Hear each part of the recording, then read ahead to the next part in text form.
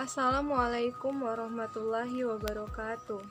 Salam sejahtera untuk kita semua. Perkenalkan, nama saya Selviana. Di sini saya akan menyampaikan sedikit materi mengenai current liabilities dan juga nantinya akan Current liabilities memiliki kategori yang pertama kewajiban saat ini, kedua timbul dari transaksi masa lalu, dan tiga akan menyebabkan aliran kas keluar, baik barang atau jasa. Penghapusan utang yang pertama yaitu mengeluarkan kas atau melunasinya, dua melunasi dengan menyerahkan barang selain kas, dan ketiga menciptakan liabilitas yang baru. Untuk selanjutnya yaitu pembagian liabilitas. Pembagian liabilitas yang pertama yaitu hutang jangka panjang, yang kedua hutang jangka pendek. Bedanya yaitu jangka waktu pelunasan hutang sendiri. Pertama, ada hutang jangka pendek. Ada dua kondisi atau syarat. Yang pertama, diharapkan dapat dilunasi dalam satu siklus operasi normal perusahaan. Yang kedua, diharapkan dapat diselesaikan dalam 1 tahun atau 12 bulan. Siklus operasi normal, misalnya perusahaan pembuat pesawat terbang. Siklus operasi normalnya bisa sampai 20 bulan. Siklus operasi normal itu dari mempersiapkan bahan sampai produk selesai. Patokannya dipilih mana yang lebih panjang, apakah siklus operasi normal perusahaan ataukah 1 tahun kalender. Nah, liabilitas jangka panjang akan dilunasi lebih dari 1 tahun kalender atau lebih dari 1 siklus operasi normal perusahaan. Untuk jenis liabilitas jangka pendek, yang pertama ada akun payable.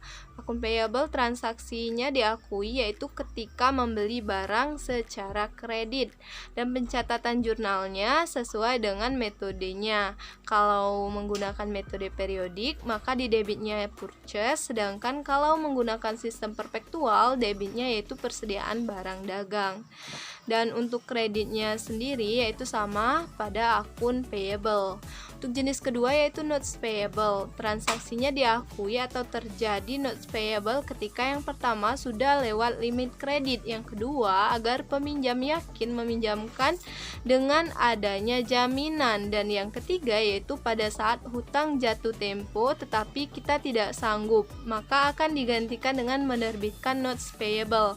Contohnya yaitu akun payable kita $100 jatuh tempo dan dilunasi dengan menerbitkan wesel $100 dengan jangka 3 bulan dengan tingkat bunga 6%.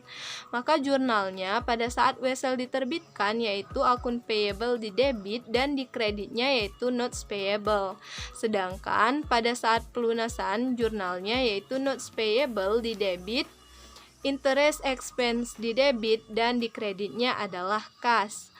Terkait dengan notes payable, ada kemungkinan diakui sebagai liabilitas jangka pendek dan ada kemungkinan juga diakui sebagai liabilitas jangka panjang, tergantung jangka waktu yang tertera di wesel. Kalau dipilih lebih dari 1 tahun, maka diakui sebagai liabilitas jangka panjang, sedangkan kalau kurang dari 1 tahun, maka diakui sebagai liabilitas jangka pendek. Ada 2 kategori dalam notes payable. Yang pertama yaitu interest bearing notes atau berbunga, yaitu di dalam wesel tersebut tertera tingkat bunga atau persentase bunganya. Dan yang kedua yaitu zero interest bearing notes atau wesel tidak berbunga, yaitu di wesel tersebut tidak tertera tingkat bunga atau persentase bunganya, tetapi bunganya tetap ada dan langsung dicatat ke dalam akun notes payable, bukan interest payable. Contohnya wesel $100 yang kita bayar $150.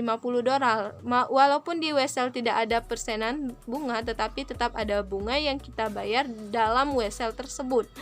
Ketiga yaitu current maturities of long term debt, yaitu bagian dari liabilitas jangka panjang yang akan jatuh tempo segera. Contohnya obligasi jangka waktu yaitu 5 tahun di tahun 2016. Sekarang di 2021 jatuh tempo. Nah, tidak ada jurnal yang dibuat pada jenis current liability ini. Kita hanya mereklasifikasi yang sebelumnya diakui sebagai liabilitas jangka panjang, sekarang diklasifikasikan menjadi liabilitas jangka pendek. Tapi ada kemungkinan juga tetap menjadi liabilitas jangka panjang. Karena muturitis tetap akan menjadi liabilitas apabila yang pertama akan dilunasi dengan akumulasi aset yang kategorinya bukan sebagai current asset. Yang kedua akan di-refinance atau dilunasi dengan menerima surat utang baru. Yang ketiga dikonversi menjadi saham biasa. Keempat yaitu short term obligation expected to be refinanced atau bisa tetap menjadi liabilitas jangka panjang dengan syarat yaitu dibiayai kembali. Seperti yang telah saya katakan sebelumnya bahwa short term obligation expected to be refinanced ini dapat dikategorikan sebagai liabilitas jangka pendek atau bisa juga menjadi liabilitas jangka panjang apabila didanai kembali atau dilakukan refinance. Tetapi kita lihat persetujuan untuk mendanainya kembali ataupun merefinance-nya itu apakah dilakukan sebelum dibuatnya laporan keuangan ataukah setelah dibuatnya laporan keuangan. Kalau disetujui sebelum membuat laporan keuangan, maka dia akan menjadi liabilitas jangka panjang. Sedangkan apabila persetujuannya baru dilakukan ketika laporan keuangan selesai dibuat, dia akan tetap diakui sebagai liabilitas jangka pendek pada saat laporan keuangan periode tersebut dibuat. Kelima yaitu dividend payable. Dividen adalah bagian dari laba yang diperoleh perusahaan yang didistribusikan kepada pemegang saham. Dividen diambil dari saldo laba atau retained earning. Saldo normal dividen berlawanan dengan saldo normal retained earning yaitu debit. Retained earning merupakan bagian dari ekuitas. Karena sudah kita ketahui bahwa ekuitas pada perusahaan perseroan ada dua kelompok utama yaitu yang pertama modal saham, yang kedua retained earning yang saldo normalnya sama dengan ekuitas yaitu kredit. Dividen merupakan bagian akun nominal yang akan ditutup pada saat membuat jurnal penutup. Kapan munculnya dividen payable? Kita mengakui adanya dividen payable pada saat tanggal pengumuman. Terkait pembayaran dividen, terdapat 3 tanggal penting, yaitu yang pertama, tanggal pengumuman. Kita mengakuinya sehingga dibuat jurnal. Ada 2 versi jurnal yang digunakan. Yang pertama yaitu versi buku pengantar akuntansi yaitu dividen di debit pada dividen payable di kredit. Yang kedua yaitu versi buku intermediate yaitu retained earning di debit, dividen payable di kredit. Keduanya akhirnya sama saja, mau versi apa saja karena dividen diambil dari retained earning. Jadi sama saja, pada akhirnya retained earning-nya akan berkurang. Sebagai tambahan, retained earning ini adalah akun yang menampung akun-akun yang akan ditutup.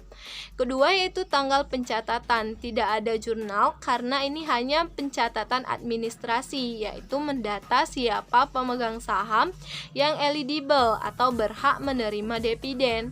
Ketiga itu tanggal pembayaran, dicatat dengan jurnal dividend payable pada cash, customer advance dan deposit, yaitu uang muka yang dapat ditarik lagi oleh customers. Contohnya sewa toga, uang jaminan 300.000, sewa toganya 100.000. Nah, kalau uang jaminannya dikembalikan yaitu pada saat toganya dikembalikan. Tapi kalau toganya tidak dikembalikan, maka otomatis uang jaminan akan hangus. Jenis ketujuh yaitu unearned revenue atau pendapatan diterima di muka. Unearned revenue bukanlah pendapatan, tetapi liabilitas jangka pendek karena kita masih berhutang karena belum menyelesaikan pekerjaan. Ini sesuai dengan prinsip pengakuan pendapatan.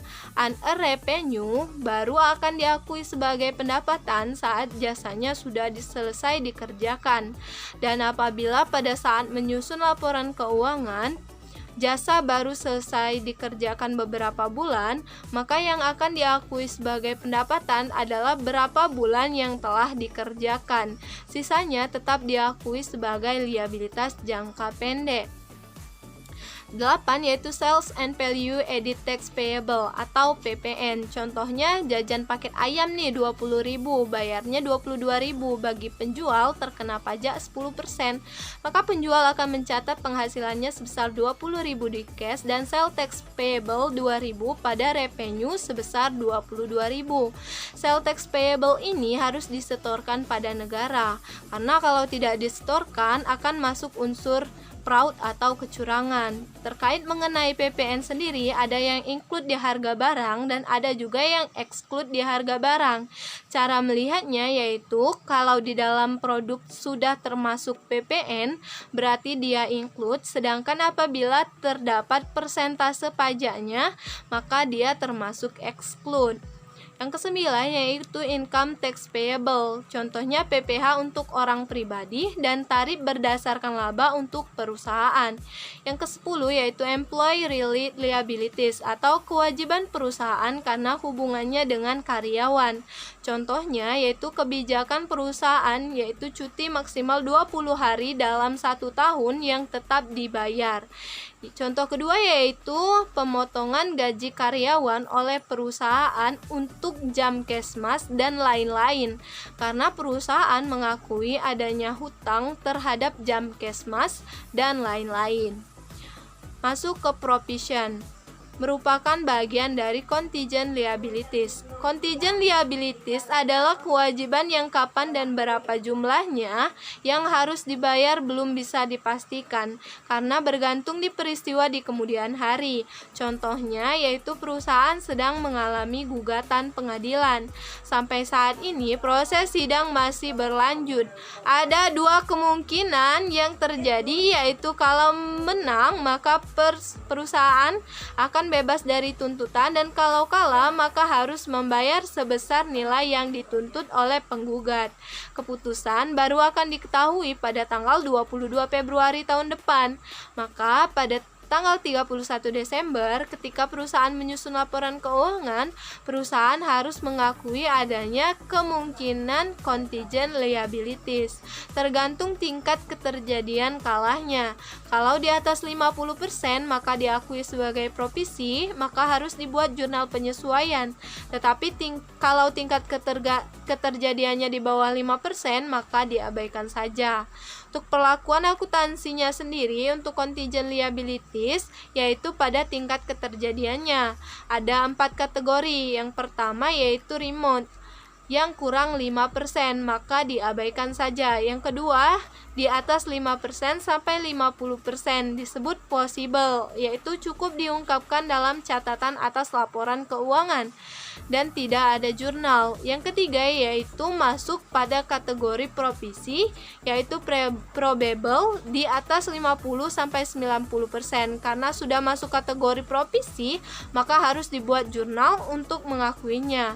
Dan kalau dibuat pencatatan maka pasti diungkapkan, dan kalau sudah dicatat dan dibuat jurnal maka pasti mempengaruhi laporan keuangan. Yang keempat yaitu di atas 90% sampai 90% tetapi tidak mencapai 100%. Karena kalau mencapai 100% maka masuk kewajiban pasti, bukan kewajiban bersyarat lagi, disebut virtually certain atau hampir pasti. Ada 2 kemungkinan munculnya provisi. Yang pertama, konstruktif atau kebijakan perusahaan, yaitu kewajiban bersyarat yang muncul karena adanya kebijakan perusahaan terhadap suatu kondisi. Contohnya perusahaan membuat kebijakan bahwa pelanggan boleh mengembalikan barang yang cacat atau tidak sesuai pesanan. Yang kedua yaitu karena litigasi atau hukum, contohnya karena putusan pengadilan. Selanjutnya yaitu jenis-jenis provisi.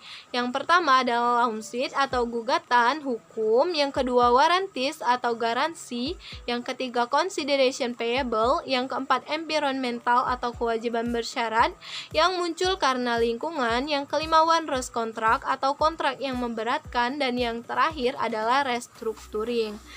Mungkin sudah dulu video kali ini. Terima kasih telah menonton video ini sampai selesai. Saya mohon maaf yang sebesar-besarnya apabila ada salah kata atau penyampaian. Semoga video ini bermanfaat, dan jangan lupa untuk mengunjungi channel YouTube saya agar bisa menonton video-video lainnya. Terima kasih, dan saya